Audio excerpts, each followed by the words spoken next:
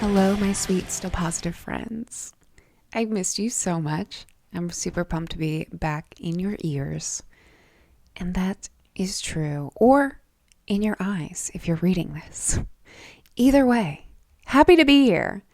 Happy that you're here. Welcome to 2023. Yeah, it was a crazy end of the year. Literally no excuses, but I'm here now. I can only say that because you're here, you understand chronic illness and or just life in general getting out of hand. And that was a ride, but we're here. Just a quick update for you. If you don't know me already, my name is Dayna Marie. I am the host of this podcast. I am a stand-up comedian, and I do some website stuff on the side to get my life in order. I have this podcast because I have Hodgkin's lymphoma. I've been living with it for 9 years. About to be 10 years living with Hodgkin's lymphoma. Currently, my health status, I am getting off of prednisone, whoop whoop, after the last 2-3 months. I don't know. I've been on it since October. It's like 3 months of Predi. So I've been bulking up at the gym. I have been lifting kettlebells daily. I feel buff and I feel ready to get off steroids. I'm on steroids because I had inflammation in the lungs, inflamed lungs from a treatment cycle that I had been on for a couple cycles. They're saying that everything is pretty much stable. I'm about to get a scan soon, and then I'm going to see what's next. Like everything in chronic illness land, it is undetermined until someone tells you this new thing is here. This works until it doesn't, and then you switch, and then you switch. So I'm on the switch part coming up soon. We don't know what it's going to be. We're going to tell you later, though. That's the quick update. Kind of quick. For right now, I'm going to introduce our new episode. What? Yes. All my MS people. Multiple sclerosis. Multiple sclerosis is pretty common in people from ages from 15 until 40, which is wild. 15-year-olds with MS. And I bet you there's younger cases too. But the average is 15 to 40 years old. And what happens is that your immune system attacks parts of your spine and your brain. And what happens then is that you get these symptoms after, because your body is just adapting to being constantly berated by your immune system, who is wild. So you become lethargic, right? That's a common side effect. You can also have numbness or tingling in your hands and feet. You can have a lack of coordination of your body, so you don't really know what's going on with parts of it. It just does its own thing. Or you can have weakness, just generally. And those are common symptoms, but obviously there's a spectrum. Everyone's body is different. So everyone experiences these diseases differently, but those are the common symptoms that are seen with multiple sclerosis. And a lot of people with multiple sclerosis do use mobility aids, but some people don't. Some people don't need it. There's a range of how severe your MS can be, and there are treatment options to manage the symptoms that you get. So if you have just regular flare-ups, of symptoms, and then you could also have parts of remission where you don't have any symptoms, and that can vary between person, or you can just have worsening symptoms. There's different levels of this chronic illness, like there are with many chronic illnesses, and like I said, they can be managed with some treatments. Anyway, my guest today is Brittany. She is ahotMS. Her brand name on social media, all over the board. She is amazing. Literally a hot mother esser. Is that a thing? So she is a writer. She's a singer, a motivational speaker, and doing that all with MS. She's amazing. So real and so down to earth, while also just spreading awareness to MS, what it's like to be your own person while using mobility aids and just being herself. And that's why I've been following her for multiple years now, just like following her story. Even though I don't have MS, I just think that she is so cool for just like openly sharing things and openly expressing what she's living with no real filter, which is great. Love her. Super excited for you guys to listen to this show. Please like and share with this with anyone that has MS. I really think that that is the key to spreading the awareness and the joy of living with a chronic illness. Because there are some highlights, but we'll get into that later. Thanks so much. I will see you on the other side. Enjoy. I'm Dayna Murray, and this is Still Positive. Let's be real. People love to gloss over chronic conditions or disabilities with a fleeting comment like, just be positive, or a fleeting insult like, kale will cure you, as if your life was that easy of a fix. This is a podcast for when you face a different reality, knowing that positivity isn't a magic wand that's going to cure everything, but a flashlight in the dark that we may or may not have batteries to. Living with a chronic illness or disability makes you feel different, and your difference could be noticeable to others or not, but either can sometimes make you feel invisible. I'm here to tell you that your experience is valid and shared by others in the dark. Positivity is not the missing puzzle piece that's going to solve your life's puzzle, but it can be a beautiful tool that can help you grow, and sharing those experiences can make us grow together. You've had such a runaround with your past few years. I feel like I read that you found out about MS in 2019, then you found out about plaque psoriasis in 2021, and then fibromyalgia in 2022. I have been collecting autoimmune diseases like Pokemon cards, so I'm trying to catch them all. Seriously, that is such a rough couple of years. It's a lot. It's a lot. It's a lot of transition. It's a lot of self-acceptance, self-education, self-exploration. Yeah. Self-determination. Right. Yeah, exactly. Because the MS, I mean, were you sort of relieved when you found out that it was a something in 2019? Because I feel like when you're going through all of the symptoms, you're like, what's happening? What's going on? Like, what was that process like of finding? Yeah. See, I had been experiencing symptoms related to what I now know are MS symptoms for years, but I just thought, okay, bodies do weird things. And I didn't know that it wasn't normal. I wasn't super familiar with anything related to MS. So I just kind of ignored it and ignored it and ignored it. But now looking back, like when I was growing up, like, in young adolescents and early teens and stuff, my parents would say, gosh, you're not picking up your feet, like pick up your feet when you walk, pick up your feet when you walk. And my left shoes were always more worn down than my right shoes. And I was a dancer. So I grew up in the theater arts. So I was dancing and singing and doing, theater shows and plays and musicals and all that sort of stuff. So I was physically active. It's not like I was just like a couch, like a gamer. Like I wasn't that cool. I was a thespian. Right. So, now looking back, there were so many, I think, indicators that something funky was going on, but it was never drastic enough where, oh my gosh, we need to get her to the hospital or go to a doctor. Right. So in 2019, my husband and I, we got married in June 1st. We just celebrated our 3-year wedding anniversary, which was awesome. Congratulations. Thank you. And I had fallen down the stairs in April of 2019. So a few months before we got married, and the fall was really, really bad. And I started noticing that my left side was acting really funny. I'm like, gosh, I can't pick up my leg when I'm stepping into my underwear.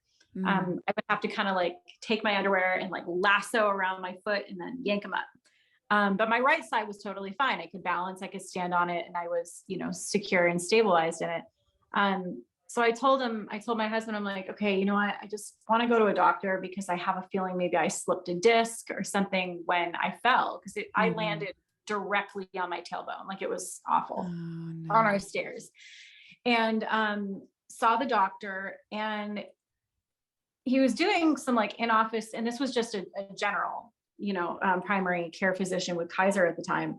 And in the office visit, he was doing, a couple little standard tests to what I would assume would be indicative of somebody that, may have had a slip disc or a fall or a back problem. But then there were other office tests that he was doing. And I'm like, it's really weird. This is different. And then he kept saying neurologist. And I'm like, dude, I just fell down the stairs. Right. That's all. I fell and give me went physical boom. therapy. Yeah. Yeah, exactly. Like, I just give me an ice pack and I'm good. And he kept saying, no, I would really feel better if you saw a neurologist. I saw a neurologist, did an optics exam, set me up with MRIs, and I was diagnosed in under 3 weeks. Wow. From when I went in. It was super, super fast. Yes, that is really quick. And yeah, good on your general practitioner.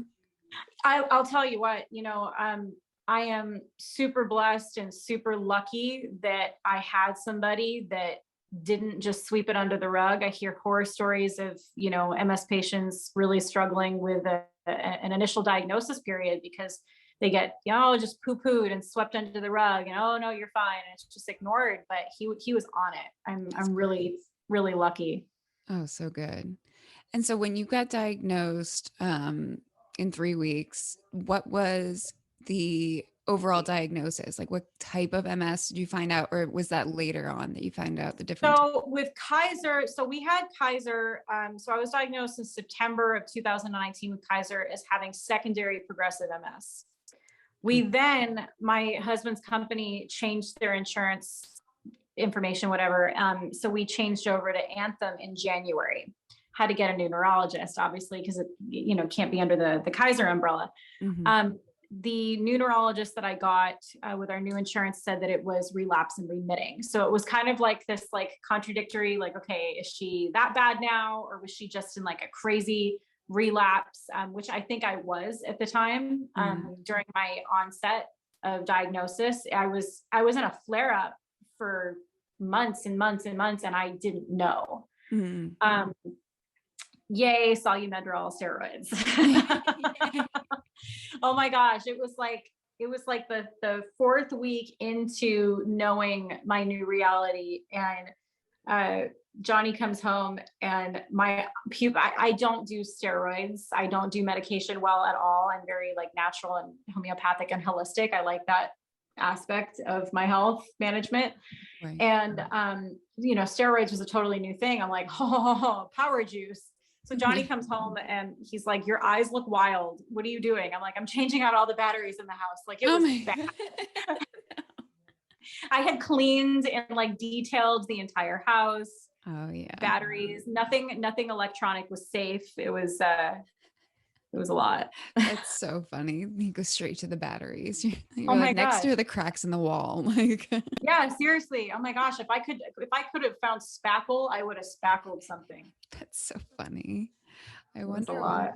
I know steroids are pretty wild. Like, they just keep you up and like rageful, and like all of those symptoms are so true that I was like I was on steroids for a couple of months, and I was just eating so much food, and all the things I just couldn't help it. But then working out, I was like, no, I'm good. Like, I'm not totally like, I can join Ninja Warrior. Why not?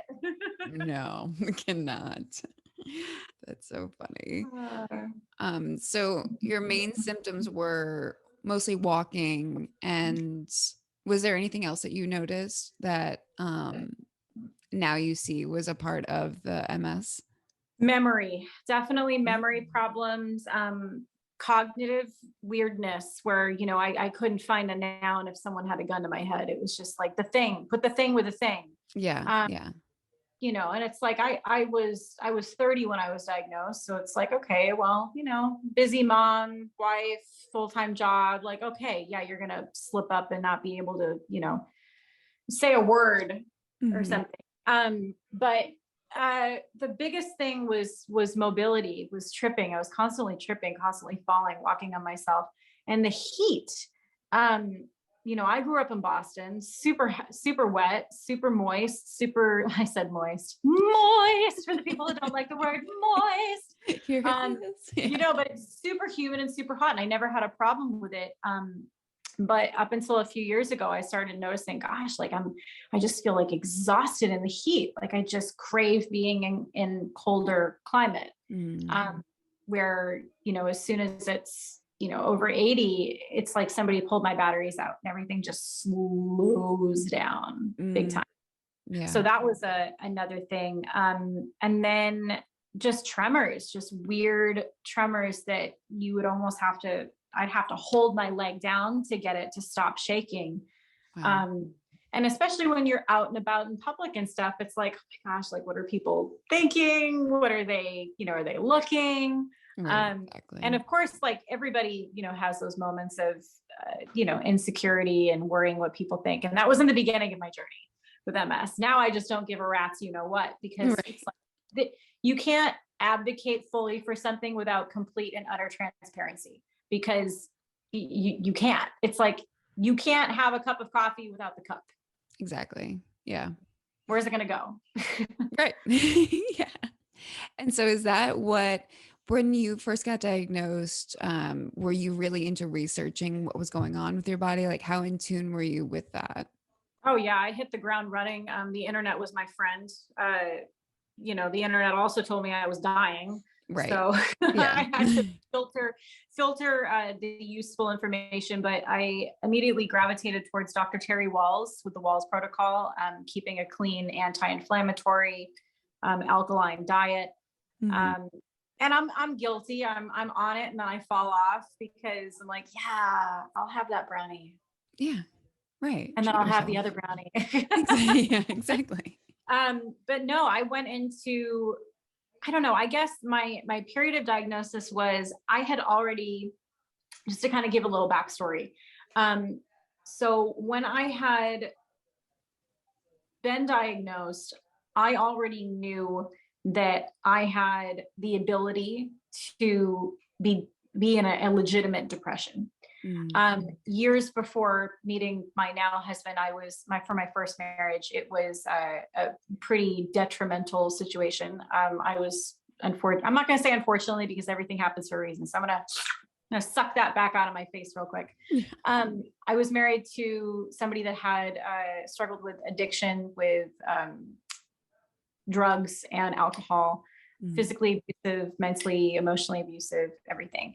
And I got out. So if you or someone is in a situation like that, there is hope, and there is an opportunity to seek enough awareness to build yourself back up to actually get out of that situation. But when you're in it, man, it's hell. It's hard. It's awful, because you're so blindsided by everything that you're in. Exactly. So I had already tasted depression, saw it, smelt it, knew what it looked like, knew how it moved. So when I was diagnosed, I just married the love of my life. Johnny's my rock. He's my hero. He's my protector. He's everything. He's an angel. So we went from this period of super joy, super happy, super, on cloud nine to dum, dum, dum, dum, dum, dum, what the heck is going on?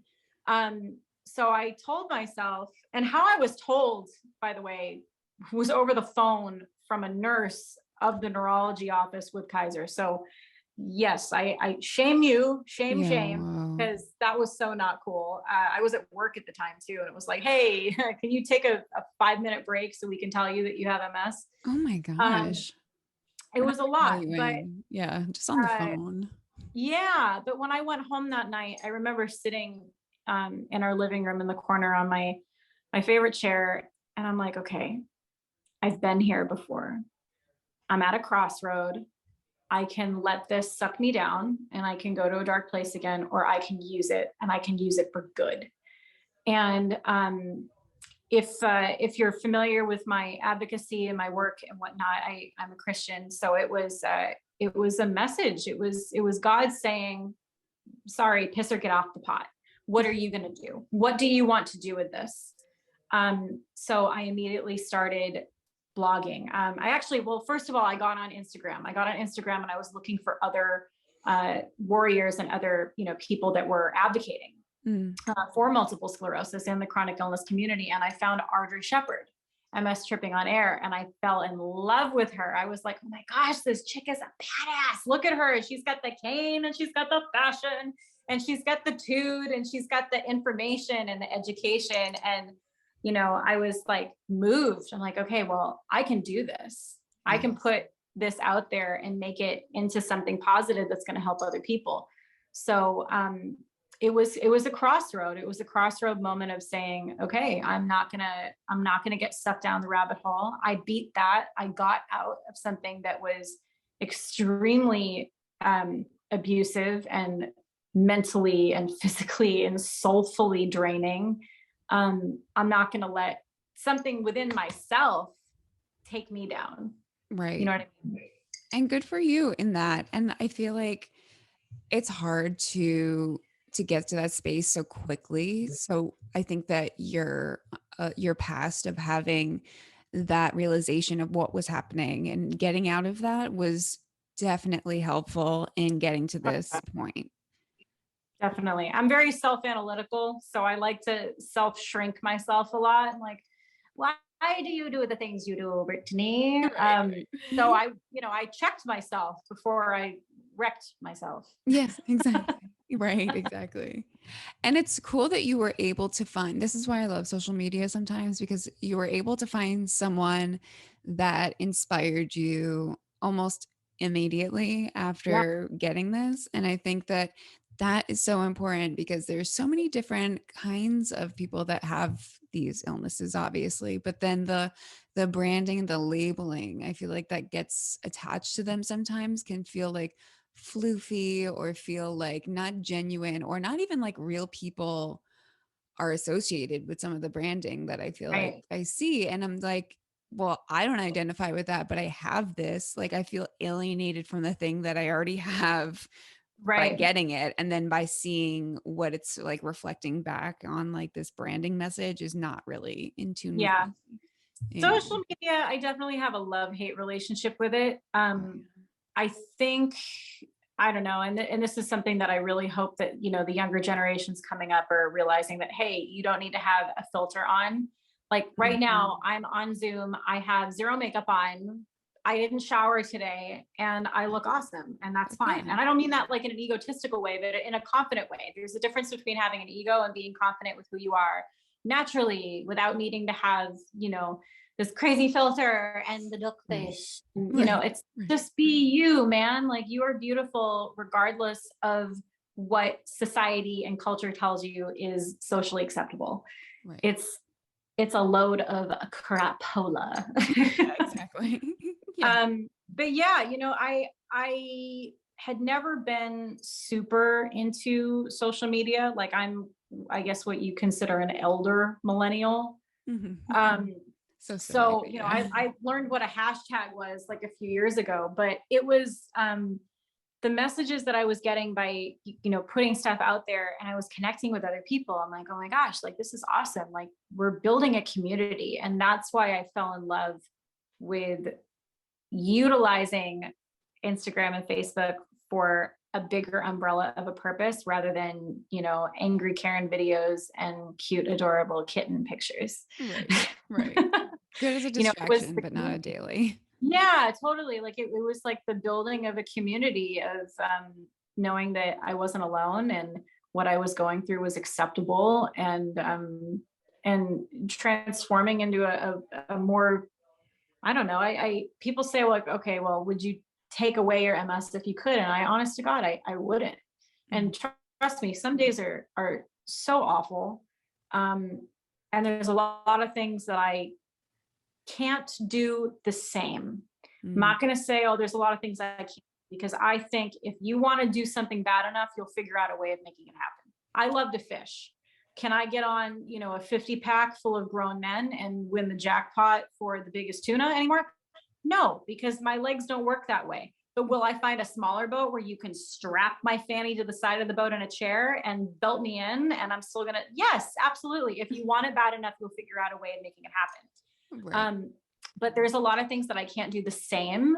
And some days emotionally, I just feel defeated, especially if it's a bad cognitive day or whatnot. But I know that I feel more secure in my purpose on earth now than I did prior to my diagnosis. Yes. And I think that your blog is something that really said that to people, and like your sharing of your experience and building on top of that. Is that something that you started right away? You said you started writing immediately. I did. I started immediately. It's so funny. Like close friends and family were like, I don't know if she's processing this because she's just like putting it all out there. And I'm like, no. Like I had to like I had to reassure people like, no, I get it. I'm okay. But for me, having grown up in theater and, acting and performing and whatnot, to me, it was a role. It was just another role, and I was going to play it, and I was going to play it well. Not saying, oh, you're filling in the stigma gaps and you're maintaining this image of what people think it is. No, it's a new reality. It's your reality. It's not changing. It's not going anywhere. So you can either have a pity party about it or you can make it work. Right. And, I'm still determined to make it work. Not to say that I don't like have a pity party, but it's a small one. Like I'll have it. I'll invite myself, party of one. I'll, melt down on the shower floor. Hubby will come home and be like, you okay? Right. No, but I need some mochi and I'll be fine. Yes. So good. But I think that there's a lot of, and this is something that I read a lot with people that I connect with online, is that there is still a lot of self-shame. And I hate hearing that. It breaks my heart. It's like, I wrote a blog a while ago, you're not cool unless you pee your pants, because bladder incontinence with MS is like a huge thing. And I'll be honest, I've been peeing myself for years. And you know what? It's like 90% of people that have MS usually have this problem. It's a common thing. It's a common, issue with MS symptoms. And that's okay. It's like the same thing. Like everybody poops, like get over it. You're not doing anything embarrassing and it's not weird. Just stop this like negative association with something that, it's a little unfortunate and it's a little weird, but you know what? It's mine.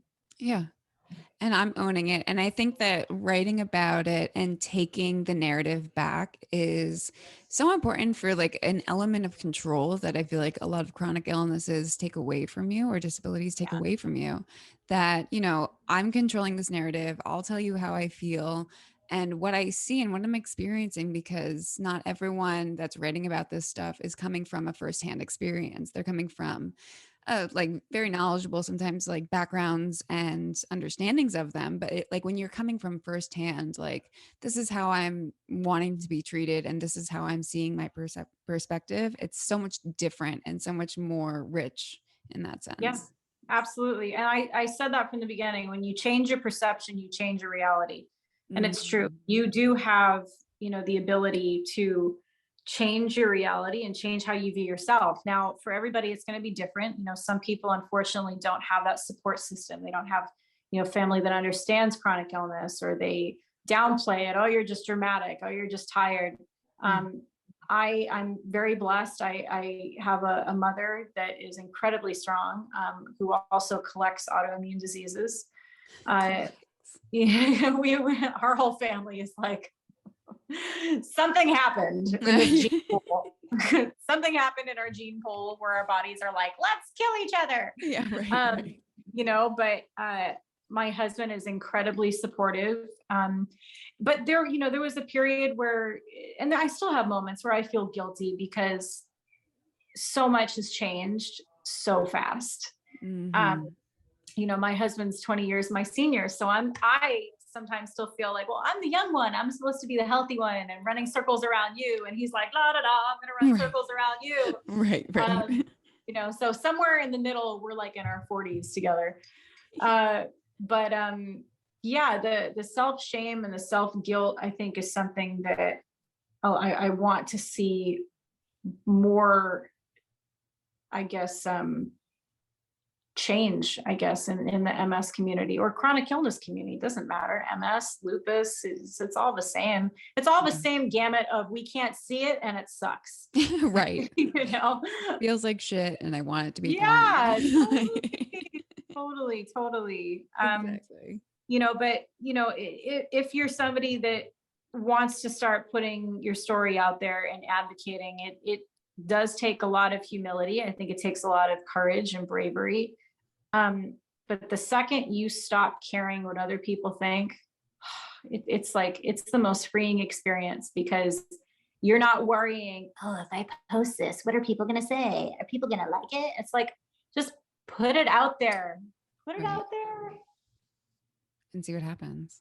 Yeah, exactly. You don't know how many people you're going to help, or even if it's one person that you change the course of decisions that they make, being able to speak up for themselves or be in control of health management, knowing that, no, you don't just have to, oh, well, the doctor said this, so that's that. I can't research anything. No, you have to treat your health like a business. Mm-hmm. It is a business. And if all the parts are not functioning accordingly and correctly, your business is going to fail. Exactly. No, that's exactly it.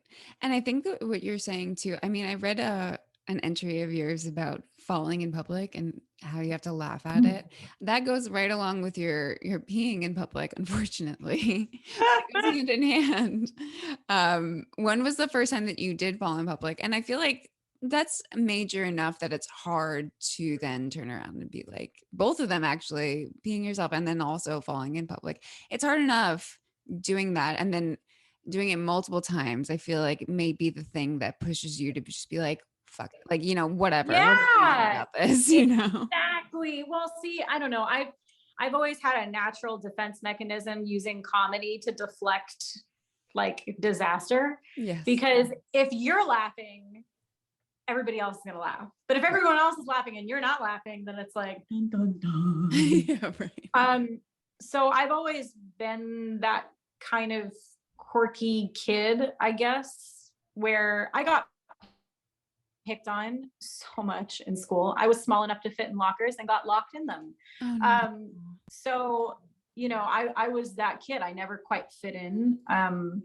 I was the weird singer when everybody else was, playing soccer tournaments and softball. I'm like, no, I can't go to that birthday party this weekend because I have a show, or I have a concert or a fundraising concert or something.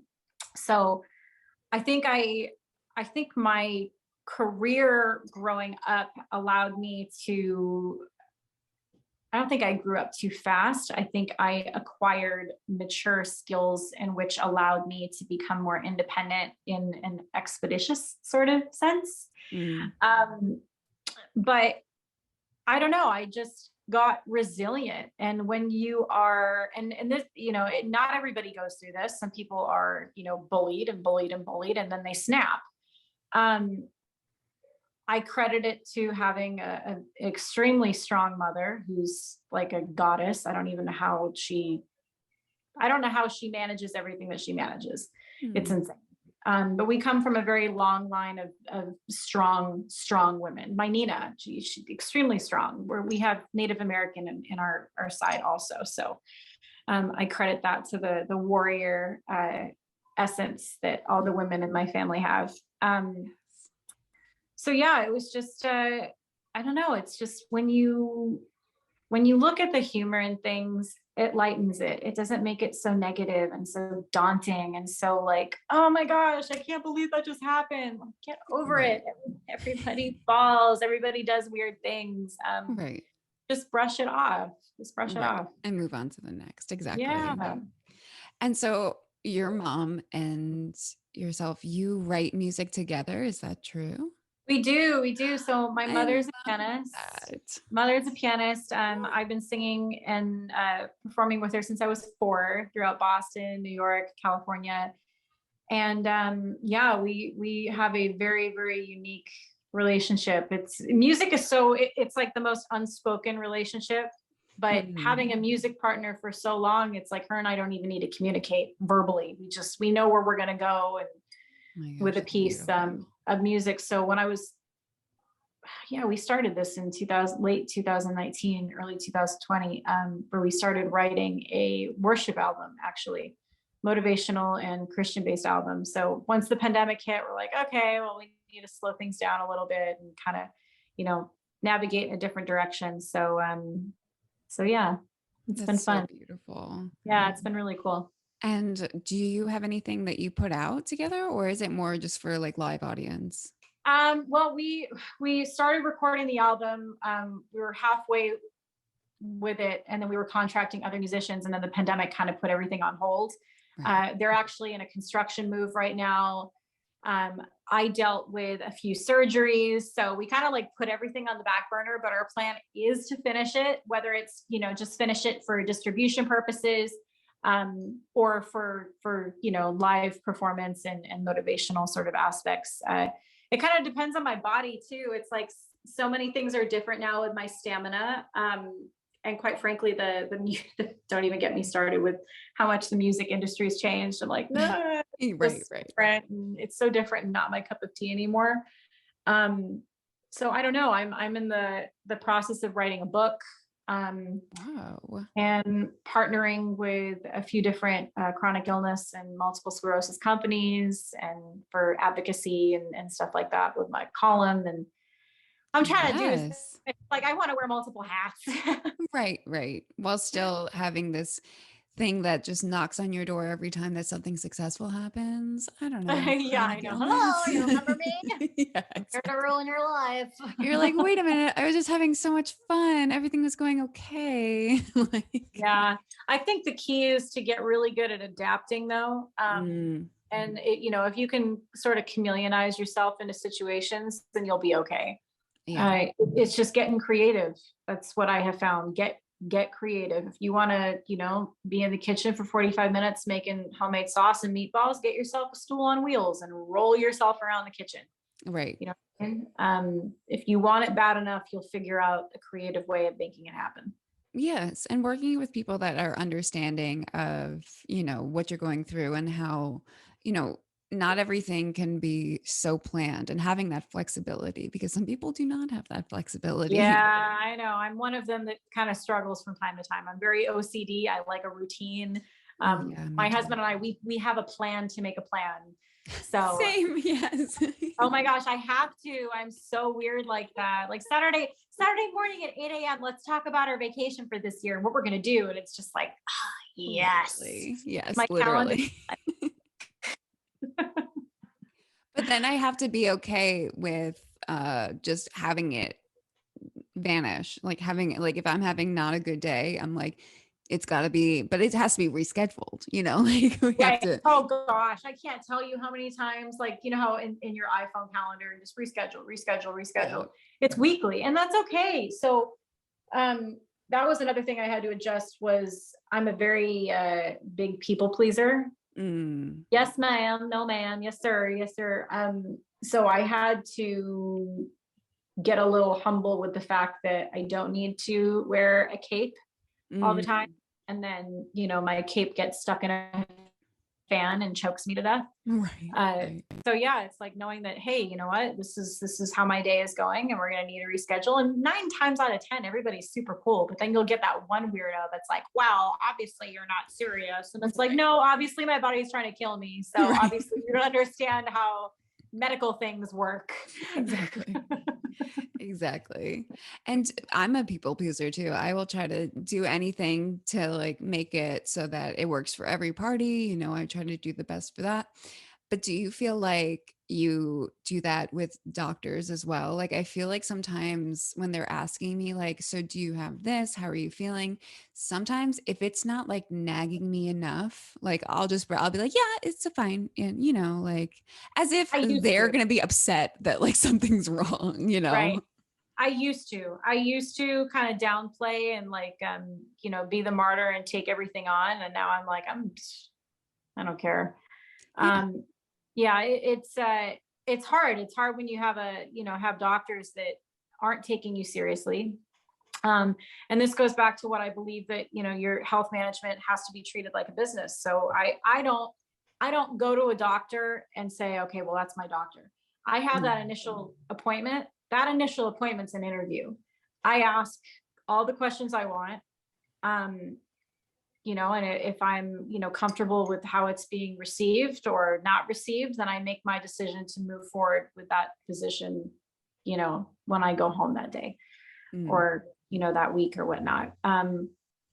So yeah, it's like, I want to see more people know that they have that right to be involved with their health management. It's not just, well, no, you're going to take gabapentin for pain. Well, what if I don't want to take prescription medication? I'm a full advocate for cannabis products and CBD. Mm-hmm.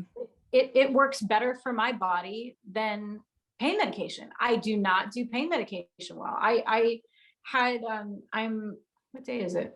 Oh, I'm 1 month post-op. I just realized what day it was.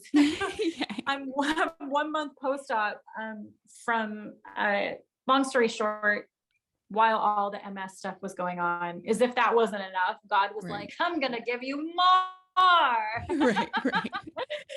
So, in January of 2020, had my first mammogram at 30, pancake boobies, and they found concerning areas and whatnot. And they want to do a biopsy. Biopsy came back negative, but they're like, okay, well, your breasts are full of cysts. Long story short, they said, hey, you're eligible to do genetic testing if you want, because I had a crazy bad family tree of breast cancer on both sides. Mm. Did the genetic testing. I came back with a 65% risk of developing breast cancer. So they said, hey, based on what we're already seeing in your breasts, that they're so full of cysts and everything, and the tissue's really dense, you're going to need biopsies every 6 months. Plus your genetic testing, that's like a red flag. So, hey, you're eligible to do a mastectomy. I said, yes, I already have MS. I don't need another problem. My hubby's a butt Right. guy. Take him. Right. So August 2020, we did the mastectomy, put in saline implants.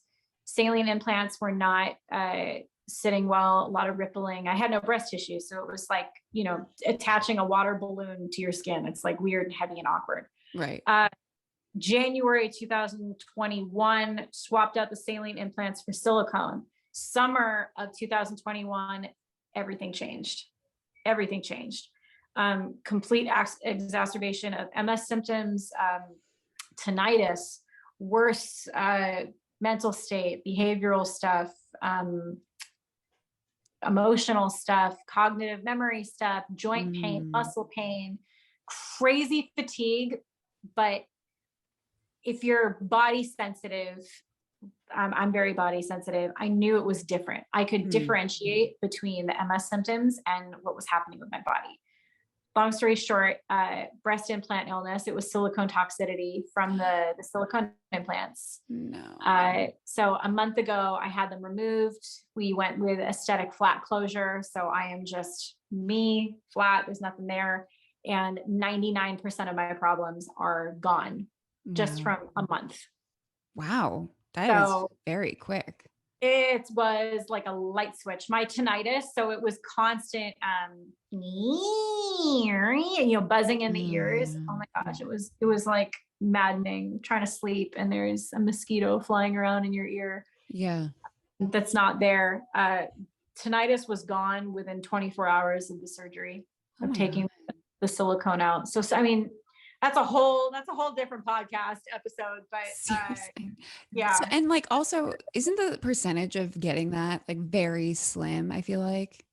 Yeah, but I mean, I don't know, from the research that I've done, it's like if you have, any sort of autoimmune issue, it's going to get worse with inflammation. Foreign objects in your body can cause inflammation. Okay. There's so many metals in even, the FDA is approving all these implants, even saline and silicone, and there's still metals. There's still metals and toxins in them that you're putting in your body, which is leading. My rheumatologist actually with Cedars-Sinai was the one that pinpointed it. He goes, wait a minute, when did all these symptoms start? And I'm like, okay, well, around this date. And he goes, when did you put the saline in? And he's like, Britt, hello, that's it. That's it. So you got a good team of doctors. That's great. Yeah. I saw him a couple of weeks ago after the surgery, and I told him, and he's like, you're a case study, man, that like everything reversed itself. Cause you hear horror stories of women with these symptoms that never go away. So I'm lucky. I'm very blessed. It's so amazing that you can still say that while you've had the craziest 3 years.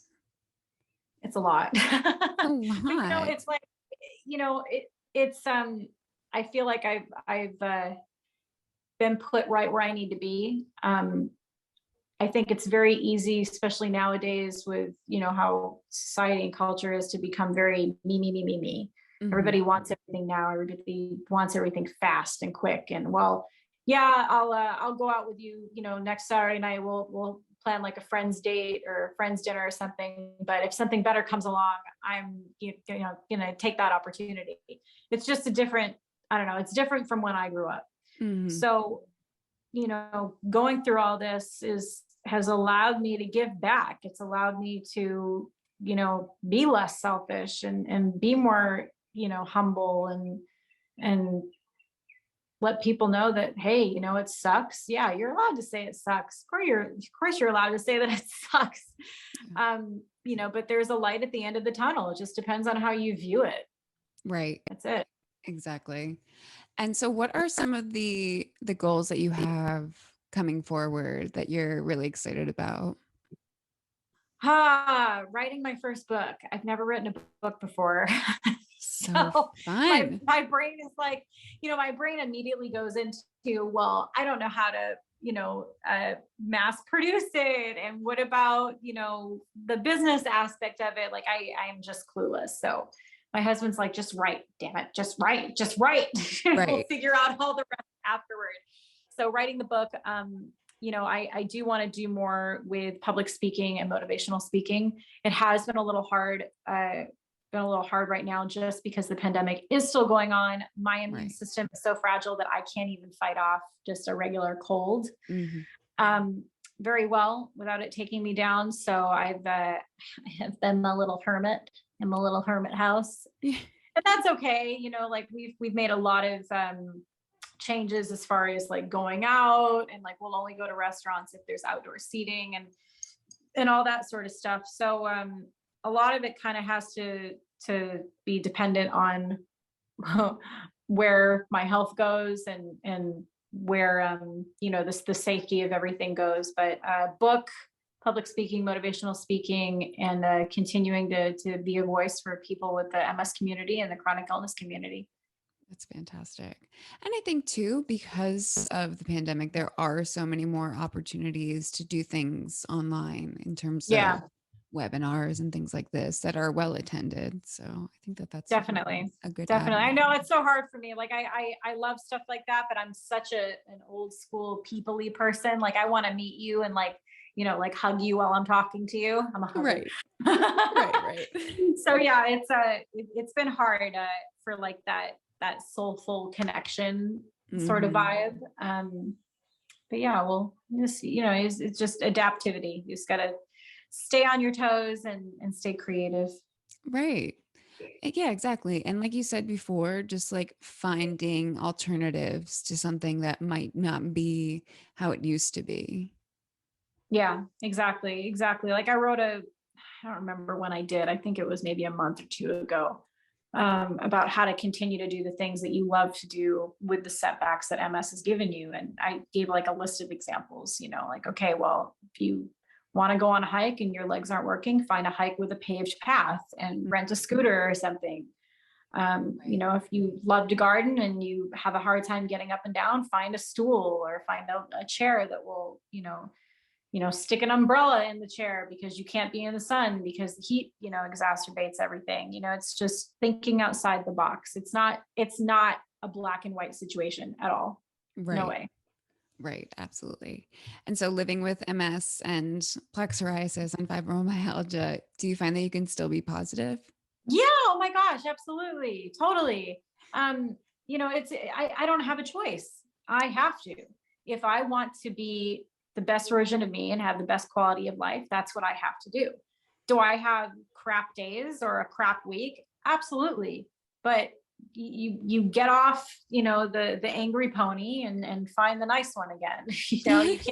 You can't ride an angry donkey to a beautiful pasture. That was like the weirdest euphemism in the world, but I made it work. So true. No one wants to ride an angry donkey. No. That's amazing. Totally. Oh my gosh. I love it. Yeah. Well, do you have any sort of foundations or anything that you want to sort of promote in this last couple minutes? I guess just my website.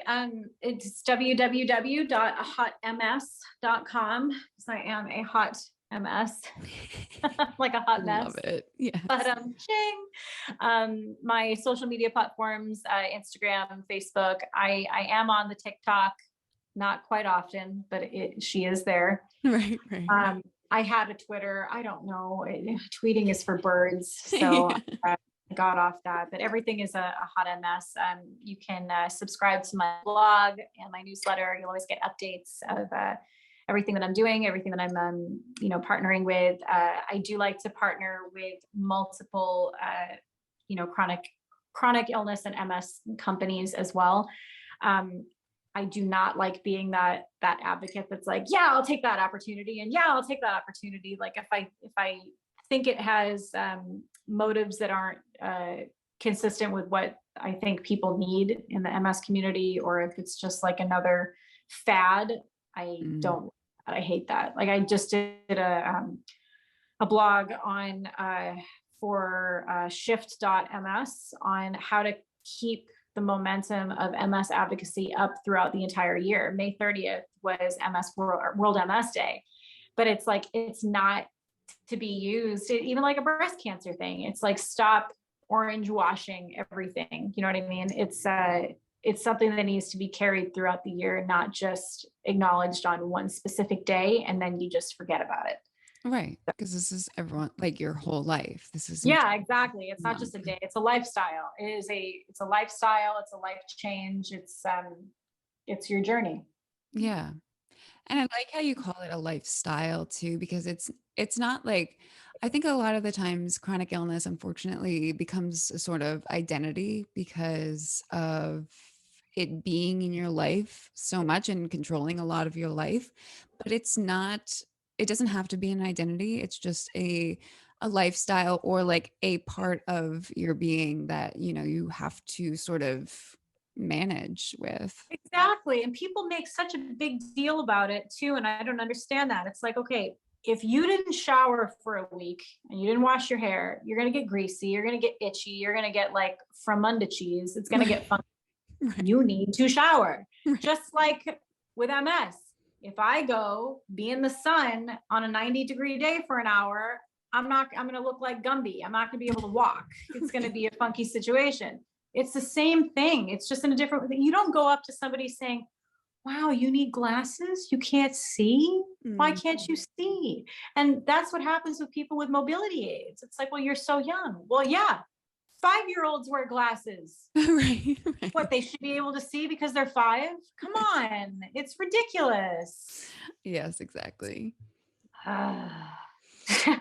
Well, I think that a lot of people have a lot to learn. And I think that just having people like you that are out there and being a badass and just like showing your true self while also living with these chronic illnesses and disabilities is just like, yeah, but I'm still a real person and I still have real other issues that are compatible with a normal quote unquote person that, we're all dealing with in these sort of situations. And, I just happen to have XYZ on top of that.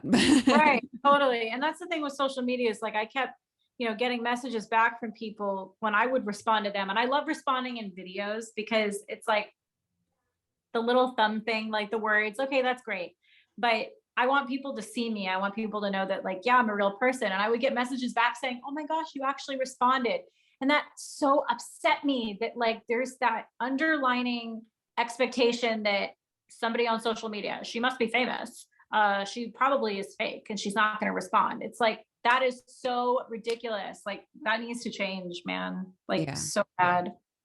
Yeah, So bad. exactly. A lot of people have trouble with just like the reality of people because of these screens now, Yeah. It's Yeah. hard Oh, totally. The whole hard to go past. world thinks that it's like Kardashian land. It's not life. That Right. is not life. Exactly. It's not reality. No.